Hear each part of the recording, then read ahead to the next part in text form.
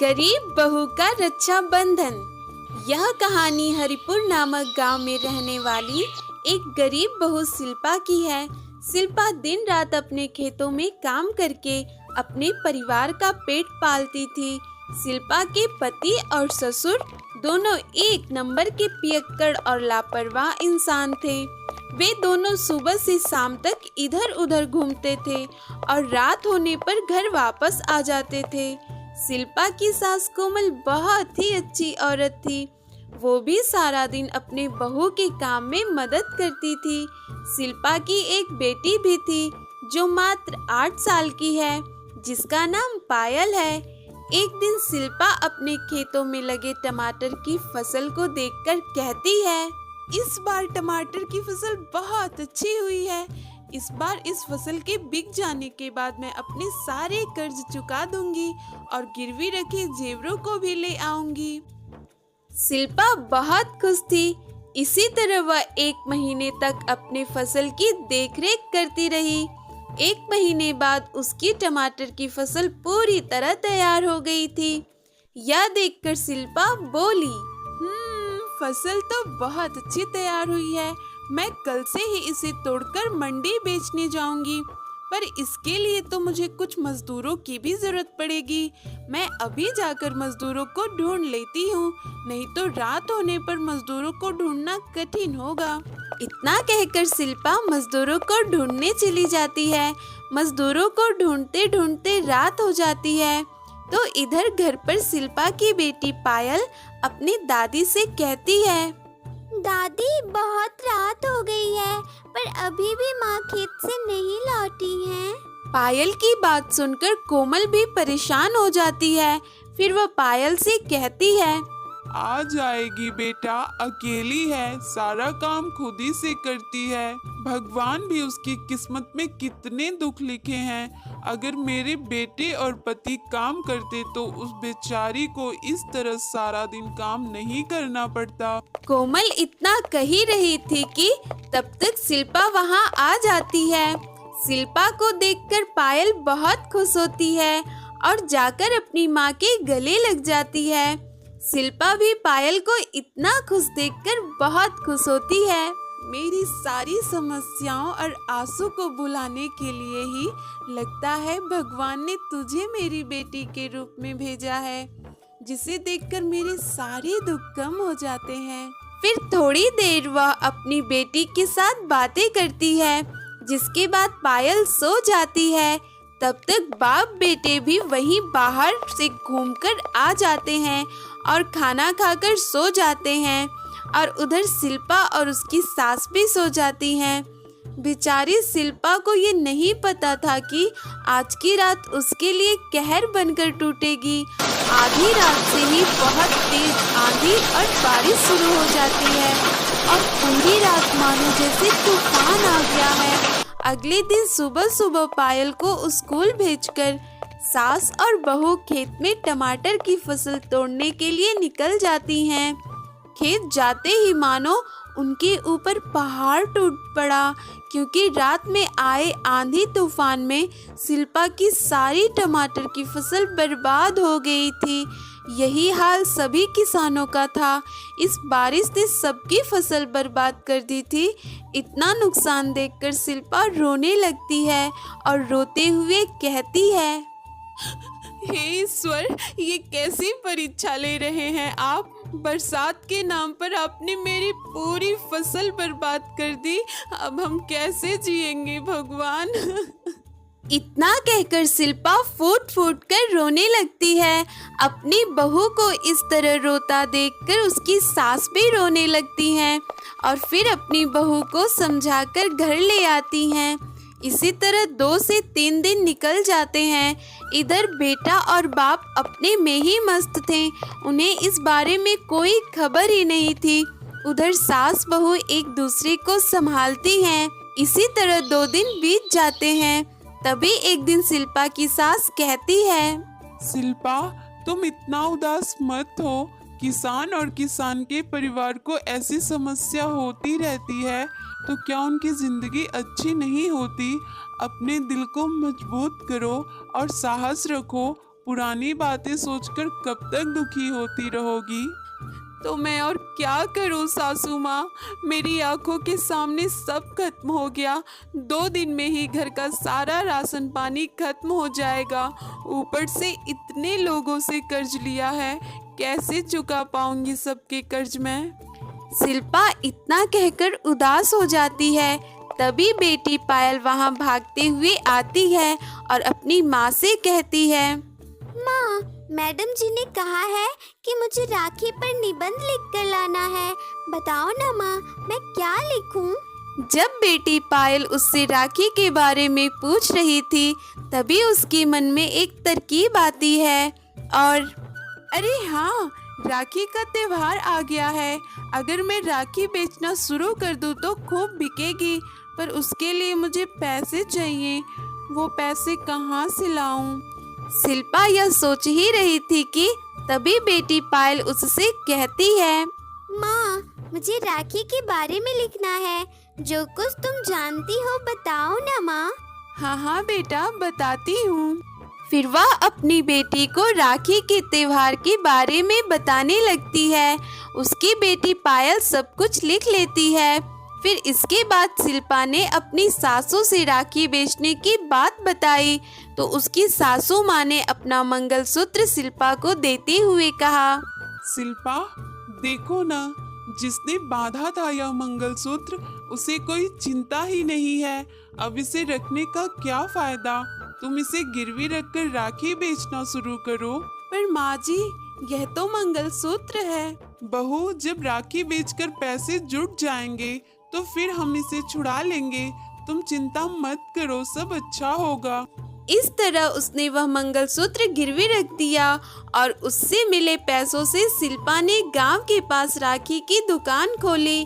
उसने कई प्रकार की रंग बिरंगी राखियां बेचना शुरू कर दी। आइए आइए, रंग बिरंगी राखियां ले जाइए। भाई बहनों के बीच रिश्ता बढ़ाने वाला ये राखी का त्योहार, आइए आइए, राखी ले जाइए। इस तरह कह कर शिल्पा राखी बेचना शुरू करती है। अब राखी में सिर्फ 2 दिन ही बचे थे, इसीलिए शिल्पा की राखियों की बहुत डिमांड होती है। और तो और शिल्पा की राखियां बहुत ही आकर्षक और अच्छे थे, जिस कारण से राखी खरीदने के लिए लोगों की भीड़ बढ़ती जाती है। तो उसकी सास भी राखी बेचने में शिल्पा की मदद करती है। इसी तरह राखी आने तक उनकी सारी राखियां बिक जाती हैं और वे लोग खूब सारे पैसे कमाते हैं, जिसके बाद शिल्पा अपनी सासू माँ का मंगलसूत्र छुड़ा लेती है। सासू माँ, सारे पैसे खर्च करने के बाद भी हमें 10,000 का फायदा हुआ है। यह सुनकर उसकी सास कोमल भी बहुत खुश हो जाती है। इस तरह राखी बेचकर वह दोनों बहुत अच्छा मुनाफा कमाती हैं। इस तरह ये राखी गरीब सास बहू की जिंदगी में खुशियाँ लाती हैं। दोस्तों, आप सभी को रक्षाबंधन की ढेर सारी शुभकामनाएं। यदि कहानी पसंद आई हो तो वीडियो को लाइक करें और चैनल को भी सब्सक्राइब कर लें और घंटे के निशान को दबाना बिल्कुल भी ना भूलें। गरीब का रक्षाबंधन। यह कहानी है माया और विनय की, जिनकी कोई भी संतान नहीं थी। विनय एक कंपनी में मैनेजर की पोस्ट पर था। एक दिन माया विनय से बोलती है, सुनो जी, आखिर कब तक हम संतान के लिए तरसते रहेंगे? मैं सोच रही हूँ क्यों ना हम लोग किसी बच्चे को गोद ले लें। माया की यह बात सुनकर विनय बोला, माया, तुम्हें क्या लगता है कि मैं नहीं चाहता कि कोई मुझे पापा कहे? पर कौन देगा हमें अपना बच्चा? विनय की यह बात सुनकर उसकी माँ कलावती कहती है, बेटा, तुम अनाथ आश्रम से कोई बच्चा गोद ले लो। माँ की बातें विनय को भी सही लगती है। वह अगले ही दिन अनाथ आश्रम जाता है और वहाँ से एक बच्ची जिसका नाम रोशनी था उसे गोद ले लेता है। उस समय रोशनी मात्र 3 साल की ही थी। विनय और माया रोशनी को घर ले आए और माँ जी देखिए, हमने बेटी गोद ले ली है। उनकी यह बात सुनकर माया की सास भी खुश हो जाती हैं और कहती हैं, तुम दोनों को बधाई हो। लेकिन यह अपना खून होता तो और भी खुशी होती। अरे माँ, यह अपना खून नहीं है तो क्या हुआ, फिर भी यह हमारी बेटी से बढ़कर है। विनय भी रोशनी को गोद लेकर बहुत खुश था, क्योंकि विनय की शादी को 10 साल हो गए थे, पर उसे अब तक कोई संतान नहीं हुआ था। इस बात से विनय और माया दोनों परेशान रहते थे, पर अब रोशनी को गोद लेकर वह दोनों बहुत खुश थे। वे दोनों उसे अपनी सगी बेटी से भी बहुत ज्यादा प्यार करते थे।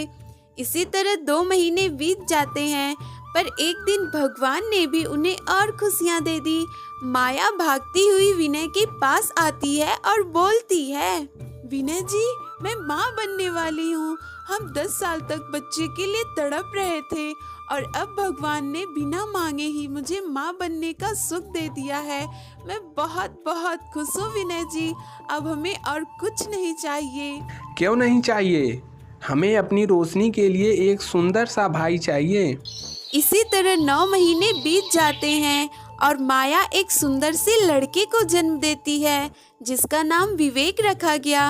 विवेक के आने के बाद उसकी दादी सोचने लगी, अब तो इस घर का चिराग आ गया है, इस लड़की की इस घर में क्या जरूरत है? ये दोनों तो इस लड़की के प्यार में अंधे हो गए हैं। मैं ही इसे कहीं छोड़ आती हूँ, नहीं तो ये दोनों इस लड़की के चक्कर में मेरे पोते का ख्याल ही नहीं रखेंगे। एक दिन दोपहर में जब विनय ऑफिस चला गया था और उधर माया भी सो गई थी, तो रोशनी की दादी लीला ने रोशनी को अपने साथ रेलवे स्टेशन पर ले गई। वहाँ ले जाकर लीला बोली, रोशनी, तुझे आइसक्रीम और चॉकलेट पसंद है ना? तो तू यहाँ बैठ, मैं लेकर आती हूँ, और रोना मत, ठीक है ना? नहीं दादी, मैं नहीं रोऊंगी, आप जल्दी आ जाना। लीला उसे स्टेशन पर बैठाकर घर आ गई और घर आकर सो गई। कुछ देर बाद माया जब उठी तो घर में रोशनी को ना पाकर वह चिंतित हो गई और रोशनी को इधर उधर ढूंढने लगी। वह कहीं नहीं मिली। माया ने विनय को फोन किया। विनय यह सुनकर घबरा गया। उन्होंने थाने में रिपोर्ट करी। 5 दिन बीत गए, लेकिन रोशनी का कुछ पता नहीं चला। उधर रोशनी घूमती हुई एक ट्रेन में जाकर सो गई और वह दूसरे शहर में पहुंच गई। जब उसकी आँख खुली तो उसने चारों तरफ देखा, पर दादी कहीं नहीं थी। वहीं रोशनी के सामने एक लड़की बैठी हुई थी। रोशनी उस लड़की से कहा, मुझे बहुत तेज भूख लगी है दीदी, मुझे कुछ खाने को दे दो ना। रोशनी की बात सुनकर वह लड़की बोली, जिसका नाम श्वेता था, कहाँ से आ रही हो और तुम्हारे माँ पापा कहाँ हैं? मेरी दादी मुझे यहाँ छोड़कर चली गई थी, वह अभी तक नहीं लौटी है। मुझे बहुत तेज भूख लगी है दीदी। श्वेता समझ गई उसे कोई जानबूझकर यहाँ छोड़कर चला गया है। श्वेता को भी इसी तरह छोड़कर चला गया था कोई। तब से ही श्वेता फुटपाथ पर ही समोसे बेचा करती थी। श्वेता को रोशनी पर दया आ गई। उसने रोशनी से पूछा, क्या नाम है तेरा? दीदी, मेरा नाम रोशनी है और मेरे प्यारे से भाई का नाम विवेक है। वह मुझे बहुत याद करता होगा ना दीदी? इतना कहकर रोशनी रोने लगती है। श्वेता उसे अपने साथ ले जाती है। उधर माया और विनय रोशनी को ढूंढ ढूंढ कर थक गए थे। वे उसे दिन रात याद करते रहते थे, लेकिन रोशनी उन्हें कहीं नहीं मिली। उन लोगों ने अब रोशनी के मिलने की उम्मीद ही छोड़ दी थी, लेकिन भगवान को कुछ और ही मंजूर था। इसी तरह 12 साल बीत गए। विवेक अब बड़ा हो गया था। मम्मी, सबकी बहन होती है, मेरी बहन क्यों नहीं है? तेरी भी बहन थी बेटा, पर छोटे पर ही वो खेलते खेलते पता नहीं कहाँ चली गई, आज तक नहीं मिली। माँ, हर रक्षाबंधन पर सबकी कलाई में राखी बंधी होती है, लेकिन मेरी कलाई सूनी रहती है। क्या मेरी कलाई हमेशा सूनी ही रहेगी? मुझे कोई राखी नहीं बांधेगा। यह सुनकर माया भी रोने लगती है, क्योंकि आज फिर से उसे रोशनी की याद आने लगी। उधर रोशनी भी अब बड़ी हो गई थी और वह भी अपनी बहन श्वेता के साथ फुटपाथ पर समोसे बेचती थी। यह देखकर श्वेता मन ही मन सोची, मैं तो समोसे बेचकर गुजारा कर लेती हूँ, कहीं मेरी तरह इस बच्ची का भविष्य समोसे बेचने में ना लग जाए। मैं इसका दाखिला सरकारी स्कूल में करा देती हूँ। उसने रोशनी का दाखिला सरकारी स्कूल में करवा दिया। अब रोशनी स्कूल जाने लगी। वह स्कूल के बाद श्वेता के साथ फुटपाथ पर समोसे बेचती थी। एक दिन रोशनी बोली, दीदी, मैं सोच रही थी कि रक्षाबंधन आ रहा है, क्यों ना हम राखी बेचें। त्योहार है, खूब बिक्री होगी, फिर हम अपने लिए खूब अच्छे अच्छे कपड़े बनाएंगे और अच्छा खाना खाएंगे। श्वेता को भी रोशनी की बातें सही लगी। अगले ही दिन से दोनों ने राखी बेचना शुरू कर दिया। इधर विनय का भी ट्रांसफर उसी शहर में हो गया जहां रोशनी रहती थी। विनय ने उस शहर में कमरा ले लिया और अपने बेटे विवेक का दाखिला स्कूल में करवा दिया। वह स्कूल जाने लगा। वह स्कूल से आते समय मुस्कुरा के राखियों की ओर देखता चला जा रहा था। एक दिन जब विवेक राखी देख रहा था, तभी रोशनी बोली, जरा इधर सुनो। तुमने मुझे पुकारा दीदी? हाँ, एक बात बताओ, तुम रोज इधर से गुजरते हुए राखी देखते रहते हो, कभी लेते क्यों नहीं? दीदी, मन तो मेरा करता है राखी खरीदूं, मगर मुझे बांधेगा कौन? मेरी बहन ही नहीं है। अगर मेरी बहन होती तो मुझे राखी बांधती। काश मेरी भी बहन होती। उसकी बात सुनकर श्वेता उदास हो गई और वह बोली, मेरा भी कोई भाई नहीं है। मेरा तो मन कर रहा है कि मैं तुम्हें ही राखी बांधूं, लेकिन हम गरीब लोग हैं, दिन भर फुटपाथ पर रहते हैं। भला हमारी और तुम्हारी क्या बराबरी? दीदी, क्या गरीब लोग राखी नहीं बांधते? यह मेरे घर का पता है। तुम रक्षाबंधन पर मुझे राखी बांधने जरूर आना। क्या नाम है तुम्हारा? मेरा नाम विवेक है। मेरे भाई का नाम भी विवेक था। यह सब देखकर रोशनी की बड़ी बहन श्वेता बोली, रोशनी, यह बड़े घर का लड़का है और हम सब इतने गरीब हैं। दीदी, रक्षाबंधन प्रेम और भावनाओं का त्योहार है, अमीर गरीब का नहीं। उनसे पूछ कर देखो, जिनके भाई बहन नहीं होते, उनकी कलाई में राखी बांधने से उसे अगर बहन मिल जाएगी और मुझे एक भाई। दीदी, ज्यादा मत सोचो, अब चलो ना बस। अच्छा ठीक है बहन, हम जरूर चलेंगे। वैसे तो बहुत समझदार है। मैं तो बहुत भाग्यशाली हूँ जो मुझे तुझ जैसी बहन मिली, वरना तुम्हारी दादी तो तुम्हें भटकने के लिए छोड़ गई थी। दीदी, मुझे कुछ याद नहीं है, बस मेरी माँ का धुंधला सा चेहरा याद है। उधर विवेक घर पहुँचता है तो उसकी माँ बोली, क्या बात है बेटा, आज तो स्कूल से बड़ा खुश होकर आ रहे हो। हाँ मम्मा, जानती हो, स्कूल के रास्ते पर एक गरीब लड़की राखी बेचती है। जैसे मेरी कोई बहन नहीं है, वैसे उसका कोई भाई नहीं है। मैंने उसे रक्षाबंधन पर राखी बांधने को बुलाया है। अब मेरी कलाई भी सूनी नहीं रहेगी। राखी के दिन रोशनी और उसकी बड़ी बहन श्वेता विवेक के घर आती हैं। उन दोनों को अपने घर देखकर विवेक बहुत खुश हुआ और माँ, देखो देखो कौन आया है। तुम राखी बांधो दीदी, माँ अभी आती है। रोशनी ने विवेक को राखी बांधी। विवेक बहुत खुश हुआ। माया कुछ गिफ्ट और कुछ कपड़े लेकर बाहर आई तो वह रोशनी को ध्यान से देखने लगी और बोली, लगता है तुम्हें पहले कहीं मैंने देखा है।